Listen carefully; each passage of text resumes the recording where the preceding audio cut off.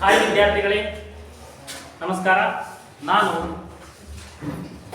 ನಿಮ್ಮ ಗಣಿತ ಶಿಕ್ಷಕ ಬಸವರಾಜ್ ಬಿ ಪೂಜಾರಿ. ಇದು ಶಿವಶಕ್ತಿ ಕೋಚಿಂಗ್ ಕ್ಲಾಸಸ್ ಜೇವರ್ಗಿ. ಆತ್ಮೀಯರೇ, ಈ ನಮ್ಮ ಸಂಸ್ಥೆಯಲ್ಲಿ ಈಗಾಗಲೇ ಮೊರಾರ್ಜಿ ಆದರ್ಶ ವಿದ್ಯಾಲಯಗಳು ಮತ್ತು ನವೋದಯ ವಿದ್ಯಾಲಯಗಳ ಪ್ರವೇಶಕ್ಕಾಗಿ ಆ ಪರೀಕ್ಷಾ ತಯಾರಿಗಾಗಿ ತರಬೇತಿ ಶುರುವಾಗಿದೆ. ಆದ್ದರಿಂದ ನೀವೆಲ್ಲರೂ ಕೂಡ ಮಕ್ಕಳ ಉಜ್ವಲ ಭವಿಷ್ಯಕ್ಕಾಗಿ ನಮ್ಮಲ್ಲಿ ಅಡ್ಮಿಷನ್ ಮಾಡಿರಿ ಅಂತ ಹೇಳ್ಕೋತೀನಿ. ಮತ್ತು ಇಲ್ಲಿ ಕಲಿತಿರ್ತಕ್ಕಂಥ ನಮ್ಮ ಸಂಸ್ಥೆಯಲ್ಲಿ ಕಲಿತಿರ್ತಕ್ಕಂಥ ಮಕ್ಕಳು ಆಲ್ರೆಡಿ ಮೊರಾರ್ಜಿಗೆ ಆದರ್ಶ ವಿದ್ಯಾಲಯಕ್ಕೆ ನವೋದಯಕ್ಕೆ ಸೆಲೆಕ್ಟ್ ಆಗ್ಯಾರ ಅಂತ ಹೇಳಕ್ಕೆ ನನಗೆ ಭಾಳ ಹೆಮ್ಮೆ ಅನಿಸ್ತದ. ಆದ್ದರಿಂದ ಈ ಸಂಸ್ಥೆಯಲ್ಲಿ ಕೆಲಸ ಮಾಡ್ಲಿಕ್ಕೆ ನನಗೆ ಭಾಳ ಖುಷಿಯಾದ. ವಿದ್ಯಾರ್ಥಿಗಳೇ, ನೀವು 10ನೇ ತರಗತಿ ಈಗ 10ನೇ ತರಗತಿಯಲ್ಲಿ ಓದ್ತಾ ಇದ್ದೀರಿ. ಇಂದು 10ನೇ ತರಗತಿಯ ಭಾಗ 1ನಲ್ಲಿರ್ತಕ್ಕಂಥ ಒಂದು ಪಾಠ ವಾಸ್ತವ ಸಂಖ್ಯೆಗಳು. ಇದರಲ್ಲಿ ಒಂದು ಬಹುಮುಖ್ಯವಾದ ವಿಷಯ ಏನಪ್ಪಾ ಅಂದ್ರೆ, ನಿಮ್ಮ ಆನ್ಯುವಲ್ ಎಕ್ಸಾಮಿಗೆ ಬರ್ತಕ್ಕಂಥ ವೆರಿ ಇಂಪಾರ್ಟೆಂಟ್ ಕ್ವಶನ್ಗಳನ್ನು ನಾನು ಎಕ್ಸ್ಪ್ಲೈನ್ ಮಾಡ್ತೀನಿ. ಆದ್ದರಿಂದ ತಾವು ದಯವಿಟ್ಟು ಲಕ್ಷ್ಯ ಕೊಟ್ಟು ಕೇಳಿ. ಈ ಪಾಠದಲ್ಲಿ ನನ್ನ ಅನುಭವದ ಪ್ರಕಾರ 1 ಮಾರ್ಕ್ಸ್ ಇಂದು ಒಂದು ಕ್ವಶನ್ ಬಂದಿದೆ. ಮನೆ ಕ್ವಶನ್ ಪೇಪರ್ ಅನ್ನು ನೋಡಿದಾಗ 2 ಮಾರ್ಕ್ಸ್ ಇಂದು ಕೂಡ ಒಂದು ಕ್ವಶನ್ ಬಂದಿದೆ. ಮತ್ತೆ 3 ಮಾರ್ಕ್ಸ್ ಇಂದು ಕೂಡ ಒಂದು ಕ್ವಶನ್ ಬಂದಿದೆ. 3 ಎಷ್ಟೈತಿ ಮಾರ್ಕ್ಸ್? ಓಕೆ, ಎಕ್ಸಾಮ್ 6 ಮಾರ್ಕ್ಸ್, 6ರಿಂದ 8 ಮಾರ್ಕ್ಸ್ ತನಕ ಬರತಕ್ಕಂತ ಒಂದು ಪಾಠ ಯಾವುದು? ಅದರಲ್ಲಿ ಈಗ ಕೆಲವೊಂದು ಕಾನ್ಸೆಪ್ಟ್ಗಳನ್ನು ನಾವು ತಿಳಿದುಕೊಳ್ಳೋಣ. ನೋಡಿ, ಏನಪ್ಪಾ ಅಂದ್ರ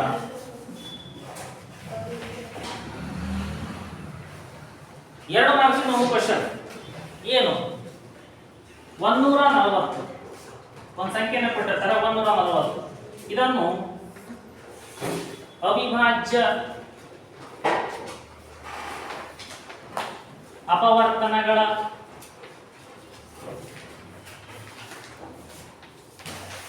ಗುಣಲಬ್ಧವಾಗಿ ವ್ಯಕ್ತಪಡಿಸಿ.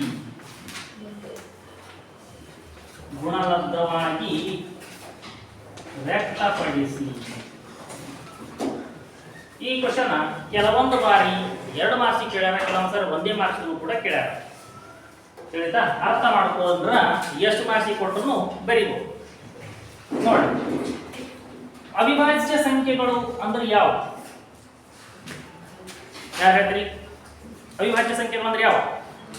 ಎನಿಬಡಿ? ರೈಟ್. 1 ಮತ್ತು ಅದೇ ಸಂಖ್ಯೆಯಿಂದ ಭಾಗವತಕ್ಕಂಥ ಸಂಖ್ಯೆಗಳು ಏನಂತ ಕರಿತೀವಿ? ಅವಿಭಾಜ್ಯ ಸಂಖ್ಯೆಗಳು ಅಂತ ಕರಿತೀವಿ. ಇದನ್ನ ಹೇಗೆ ಮಾಡೋದು ನೋಡಿ. 140 ಫಸ್ಟ್ ಎದರಿಂದ ಭಾಗಾಕಾರ ಮಾಡಬಹುದು? 2ರಿಂದ. 2 ಎಷ್ಟೇ? 2 4, 2 ಸೊನ್ನೆಗೆ 0. 2 3 1 ಉಳಿತು. 2 5 10. 2ರಿಂದ ಭಾಗಾಕನು? ಎಷ್ಟರಿಂದ? 3ರಿಂದ ಹಾಕನು? ಎಷ್ಟರಿಂದ? 5 ಒಳ್ಳೆ ಮತ್ತೆ ಎಷ್ಟರಿಂದ? 7 ಒಂದೇ.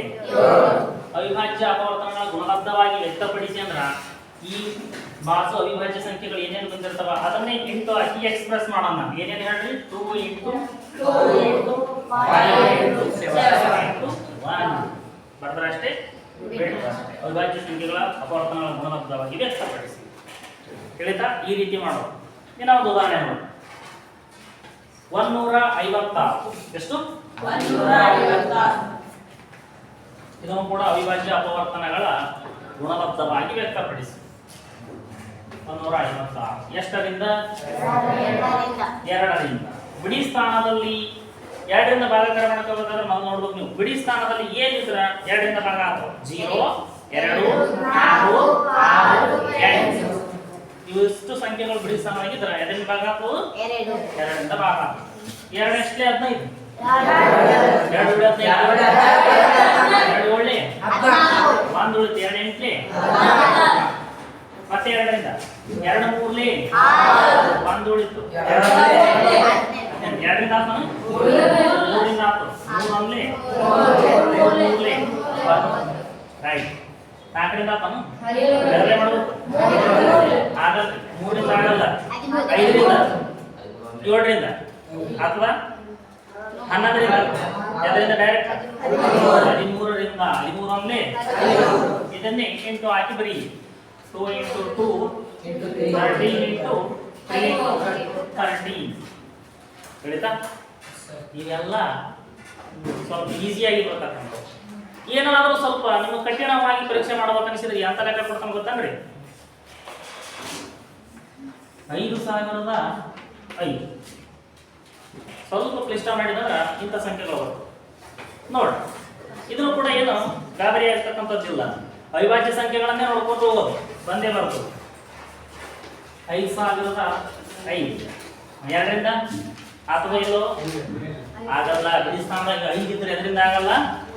2ರಿಂದ ಆಗಲ್ಲ. 3ರಿಂದ ಆಗಲ್ಲ ನೋಡ್ರಿ. 3ರಿಂದ ಆಗಲ್ಲ. 5ರಿಂದ 5 ಒಂದೇ 5 0 0 5 ಒಂದೇ 5 5ರಿಂದ ಆಗಲ್ಲ. ಬಿಡಿ ಸ್ಥಾನದಾಗ ಏನಿದ್ರೆ 5ರಿಂದ ನಮಗೆ ಗೊತ್ತಿರಲಿ. 0 ಮತ್ತು 5 ಇದ್ರೆ ಮಾತ್ರ 5ರಿಂದ ಭಾಗ ಆಗ್ತದೆ. ಈಗ 5 ಆಗಲ್ಲ. ನೆಕ್ಸ್ಟ್ 7ರಿಂದ 7ರಿಂದ ಆಗ್ತದ? 7ರಿಂದ ಆಗ್ತದ ಬಾಯಿಸ್ ನೋಡ ನೋಡ್ರಿ. ಆಗ್ತದ 7 ಒಂದೇ 7 ಎಷ್ಟು ಉಳಿತಪ್ಪ? 3 ಉಳಿತು. 7 ಎಷ್ಟೇ ಸರಿಯಾಗಿ ಬರ್ತದೆ? 30 ಸಮೀಪ. 7 ಹಾಕ್ಲಿ 2 ಉಳಿತು. ಆಗ್ತದ ಇಲ್ಲ? ಆಗ್ತದಿಲ್ಲ ಭಾಗ ಆತ್ ನೋಡಿ. 7 ಒಂದೇ 7 ಎಷ್ಟು ಉಳಿತಿಲ್ಲಿ? 3 ಉಳಿತು. 30 ಆಯ್ತು. 7 ನಾಲ್ಕಲೆ ಎಷ್ಟು ಉಳಿತು? 21 ಆಯ್ತು. ಎಷ್ಟಲೆ? 7 ಮೂರಲೆ 143. ನೆಕ್ಸ್ಟ್ ಇದೆ ಅದರಿಂದ ಭಾಗ ಆಯ್ತು. 7ರಿಂದ 11 ಮತ್ತೆ ಭಾಗಿಸ್ಬೇಕು. 7ರಿಂದ 11 ಆಗಲ್ಲ. ಇದರಿಂದ 11ರಿಂದ 11 ಒಂದ್ಲೆ 11 ಎಷ್ಟು ಉಳಿತು? 14 3 ಉಳಿತು. 33 ಆಯ್ತು. ಎಷ್ಟಲೆ? 3 33 13 ಅದರಿಂದಲೇ ಆಗ್ತಾನ.